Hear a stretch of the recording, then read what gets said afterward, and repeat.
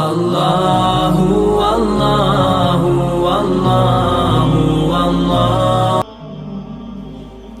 اسی لیے فرمایا گیا کہ قولوا قولا سدیدا۔ ایک مرتبہ ایسے ہی موقع پر حضرت معاذ بن جبل رضی اللہ تعالی عنہ، ان سے ہم پوری طرح متعارف ہو چکے ہیں، ایک بڑی طویل حدیث ان کی ہم پڑھ چکے ہیں، ان کے سامنے یہی بات آئی تو انہوں نے حیرت سے کہا کہ حضور، کیا جو کچھ ہم باتیں کرتے رہتے ہیں اس پر بھی ہمارا مواخذہ ہوگا؟ فرمایا شغلت کا منہ گیا معاذ۔ یہ بڑے پیار بھرے انداز کی بات ہوتی ہے، اے معاذ تمہیں تمہاری ماں روئے، یہ وہاں کا محاورہ تھا جو بہت ہی اپنائیت والی بات ہوگی، اس میں ملامت کا ایک انداز۔ میں تو سمجھتا تھا کہ تم بہت دین کا فہم رکھنے والے ہو۔ اس کے بعد آپ نے فرمایا لوگوں کو جہنم میں منہ کے بل گرانے والی چیز سب سے زیادہ زبان کی کھیتیاں ہیں، حصائد السنتکم۔ زبان سے جو لفظ نکلتا ہے وہ ایک بیج بن کر آخرت کی سرزمین میں بویا جاتا ہے۔ اب اگر برا ہے تو کانٹے دار پودا اس سے نکلے گا، جھاڑ جھکاڑ، اور یہ تمہیں جا کر پھر کاٹنا ہوگا قیامت کے اندر۔ حصائد اس کو کہتے ہیں، کھیتی کا کاٹنا نہیں ہوتا، حب الحصید۔ دو قسم کی نباتات زمین پر ہیں، ایک تو وہ جو پودا اور درخت موجود رہتا ہے، پھل آپ اتار لیتے ہیں، اگلے سال پھر پھل آ گیا، پودا وہی کا وہی ہے، اور ایک وہ فصل ہوتی ہے گندم کی ہے، چاول کی ہے، گنے کی، وہ آپ نے کاٹ لی، اس کو کہتے ہیں حصید۔ حصائد السنتکم، تمہارے زبانوں کی بوئی ہوئی جو کھیتیاں ہیں، سب سے بڑھ کر جہنم میں گرانے والی شے وہ ہے۔ اسی میں بلکہ ایک ذرا اور حدیث بھی ہے، ذرا اس میں حیا کا پہلو مانے ہوتا ہے بیان کرنے میں، لیکن حدیث نبوی ہے، حکمت کا بہت بڑا خزانہ ہے۔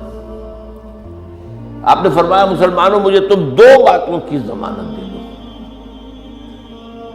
کہ تمہارے دو عضو جو بہت ہی چھوٹے چھوٹے سے، ان کا غلط استعمال نہیں ہوگا۔ جنت کی ضمانت میں دیتا ہوں۔ اب دیکھیے، کوئی 2 من وزن ہے، 1.5 من ہے، 2 من سے بھی زائد ہے، اب اس میں 2 عضو ہیں، ایک زبان اور ایک شرمگاہ۔ ان 2 کی ضمانت مجھے دے دو کہ ان کا غلط استعمال نہیں ہوگا۔ باقی پورا جسم جو ہے، اس کی جو بھی حرکات و سکنات ہیں، ان کی گویا کہ میں ضمانت دیتا ہوں کہ اول تو وہ ٹھیک ہی ہو جائیں گے، وہ غلط کام کریں گے نہیں۔ جیسے کہ ابھی آیت میں ہم نے دیکھا، یا ایھا الذین آمنوا اتقوا اللہ وقولوا قولا سدیدا یصلح لکم اعمالکم۔ یہ کلام جو ہے شرطیہ ہے، اگر تم یہ کرو گے تو اللہ تعالیٰ تمہارے سارے اعمال درست کر دے گا، وَيَغْفِرْ لَكُمْ ذُنُوبَكُمْ۔ اور کبھی اگر خطا بھی ہو جاتی ہے انسان سے، ظاہر بات ہے، الانسان مرکب من النسیان والخطا، تو اللہ معاف کر دے گا۔ یہ فلسفہ ہے دین کا۔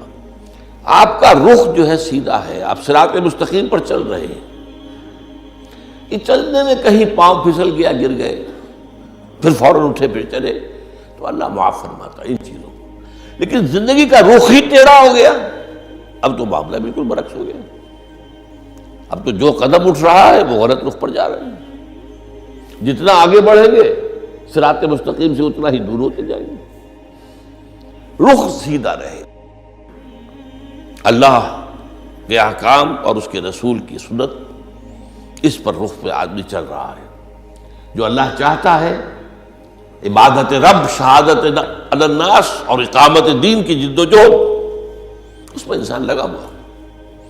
اب خطا ہو گئی، غلطی ہو گئی، لغزش ہو گئی، کیونکہ مجھے یاد ہے آج تک اپنا ایک واقعہ میڈیکل کالج کے 5th ایئر کا، ذرا دیر ہو گئی تھی، فرسٹ لیکچر ہمارا ہوتا تھا جو سرجری کا، ڈاکٹر امیر الدین، وہ بڑے سخت تھے، 5 منٹ کی مہلت دیا کرتے تھے، اس کے بعد دروازے بند، اس کے بعد آپ آئیں گے تو پھر آپ داخل نہیں ہو سکتے۔ تو میں تیز چل رہا تھا، بارش ہوئی تھی، سائیکل پر تھا، سائیکل پھسلی میں گرا، گرتے ہی بجلی کے مانند اٹھا۔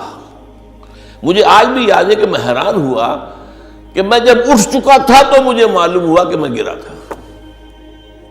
یہ ایک کیفیت ہوتی ہے کہ آدمی جو ہے، ایک یہ ہے کہ گرا ہے تو پڑا ہے وہاں پر، تو ایک تو یہ ہے کہ گناہ کے اوپر ڈیرا لگا لیا جائے، ایک یہ ہے کہ گناہ ہو گئے فوراً اٹھے، جس کو سورہ نساء میں کہا گیا ہے ثم یتوبون من قریب، فوری طور پر اگر توبہ کر لیں تو اللہ تعالیٰ لازماً انما التوبۃ علی اللہ للذین یعملون السیئات ثم یتوبون من قریب، کوئی گناہ تو ہو گیا، خطا تو ہو گئی، فوراً توبہ کر لے، اللہ تعالیٰ صاف کر لے گا فوراً۔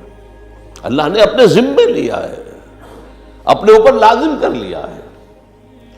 تو اس اعتبار سے حضور نے فرمایا کہ یہ دو اعضاء ہیں، ان کی ضمانت مجھے دے دو کہ ان کا استعمال غلط نہیں ہوگا تو جنت کی ضمانت مجھ سے لے لو۔